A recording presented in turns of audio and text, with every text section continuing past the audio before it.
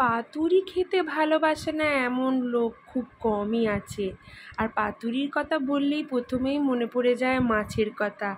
কিন্তু ওই সব রেসিপি খেয়ে খেয়ে না মুখে চড়া পড়ে গেছে।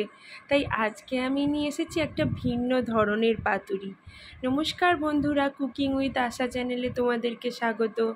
আজকে আমি ঠিক শুনেছো, আজকে আমি তোমাদেরকে একটা ভিন্ন ধরনের পাতুরি নিয়ে চলে এসেছি। সেটা হলো মুরগি পাতুরি বা চিকেন পাতুরি। চলো তাহলে দেখে নেওয়া যাক কেমন করে বানিয়েছি এই রেসিপিটা। প্রথমে আমি দেখো 1 কেজি এখানে চিকেন নিয়েছি। চিকেনটাকে ভালো করে ধুয়ে পরিষ্কার করে নিয়েছি। তো এরপর আমি নেব ভিনিগারের যে বোতলের যে ঢাকনাটা, সেই ঢাকনাটার 2 ঢাকনা পরিমাণ কিন্তু আমি ভিনিগার নিয়ে নেব।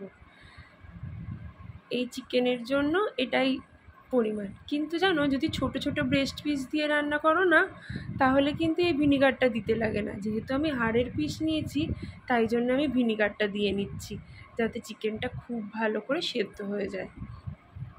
তো এটাকে ম্যারিনেট করে আমি রেখে দেবো আধ ঘন্টা। তার থেকে বেশি সময় ম্যারিনেট করে রাখার কোনো দরকার নেই। এটাকে ম্যারিনেট করে রেখে দেবো আমি এক সাইডে। খুব ভালো করে মিশিয়ে নিলাম, যাতে প্রত্যেকটা চিকেনের টুকরোতেই ভিনিগারটা ভালো করে মাখা হয়ে যায়। তো এখন আমি গ্যাস জ্বালিয়ে নিয়ে কলা পাতা কেটে নিয়ে এসেছিলাম, সেই কলা পাতাগুলোকে গ্যাসের ওভেনে কিন্তু এভাবে সেঁকে নিচ্ছি, যাতে কলা পাতাটা নরম হয়ে যায় আর খুব সহজেই কিন্তু ওটাকে ফোল্ড করা যায়। প্রত্যেকটা কলা পাতার টুকরোগুলোকেই কিন্তু আমি এইভাবে আগুনের মধ্যে সেঁকে নেব।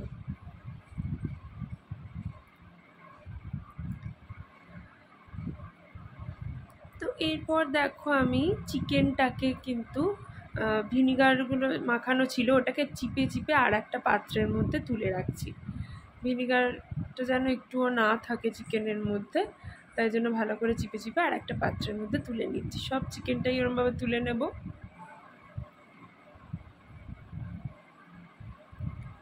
তো সব চিকেনটাই এইভাবে তুলে নেওয়া হয়ে গেছে। এবারটাকে ম্যারিনেশনের পালা। প্রথমে আমি দিয়ে দেবো নুন, পরিমাণ মতো নুন। তারপরে আমি দিয়ে দেবো 1 চামচ হলুদ। তারপর দিয়ে দেবো জিরের গুঁড়ো 1 চামচ, 1 চামচ ধনে গুঁড়ো, দিয়ে দেবো 1 চামচ লঙ্কার গুঁড়ো। তারপর আমি দেবো এখানে 3 টেবিল স্পুন টক দই। মাংসের পরিমাণ কম বেশি অনুযায়ী টক দইটা তোমরা বাড়াতে বা কমাতে পারো। এরপর আমি দিয়ে দেবো গরম মশলা, গোটা গরম মশলাটা থেতো করে রেখেছিলাম, সেইটা দিয়ে দেবো। এখানে দিয়ে দেবো আদা রসুনের পেস্ট। আর আমি দিয়ে দেবো পেঁয়াজ কুচোনো। পেঁয়াজগুলো কীভাবে কুচিয়ে রেখেছিলাম সেটা দিয়ে দেব।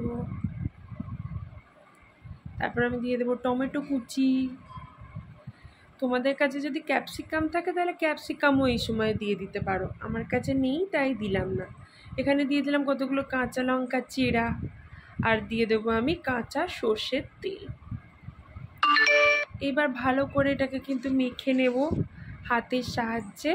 ভালো করে চিকেনটাকে কিন্তু ম্যারিনেট করে নেব, যাতে চিকেনের সব টুকরোগুলোর মধ্যেই মশলাটা ভালোভাবে ঢুকে যায়। এখন দেখো কলা পাতাগুলোকে এভাবে সাজিয়ে নিয়েছি, নিয়ে চিকেনটাকে ওর মধ্যে দিয়ে আমি এইভাবে মুড়িয়ে নিচ্ছি। চারিদিকটা ভালো করে মুড়ে নিতে হবে।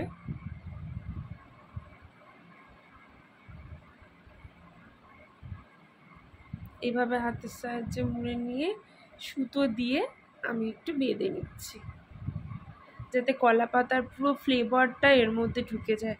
জানো তো বন্ধুরা, এটা না করেছিলাম পুরো অনুষ্ঠান বাড়ির মতন গন্ধ ছাড়ছিল। তো এরকম একটা চ্যাপ্টা কড়াই নিয়ে নিয়েছি, তাতে আমি নিয়ে নিয়েছি সর্ষের তেল। তেলটা একটু গরম করে নিয়েছি। তো এইবার কলা পাতাটা কিন্তু এইভাবে বসিয়ে দেব। তেলের মধ্যে ভালো করে বসিয়ে দিয়ে গ্যাসটাকে কিন্তু লো আঁচে রেখে আমি ঢাকা দিয়ে দেব। ঢাকা দিয়ে রাখবো আমি 15 মিনিটের জন্য। পুরো ঘড়ি ধরে 15 মিনিটের জন্য এটা ঢাকা থাকবে। 15 মিনিট বাদে কিন্তু আমি ঢাকাটা খুলবো। খুলেছি আমি 15 মিনিট বাদে ঢাকাটা। এর একটা দিক এখন হয়ে গেছে, এখন উল্টো দিকটা আমি খুন্তির সাহায্যে আস্তে করে উল্টে নেব।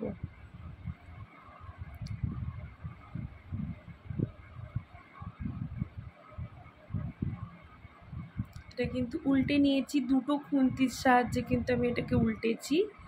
এবার উল্টো দিকটা দেওয়া হয়ে গেছে, এবার এটাকে আমি আবার ঢাকা দিয়ে দেব 15 মিনিটের জন্য।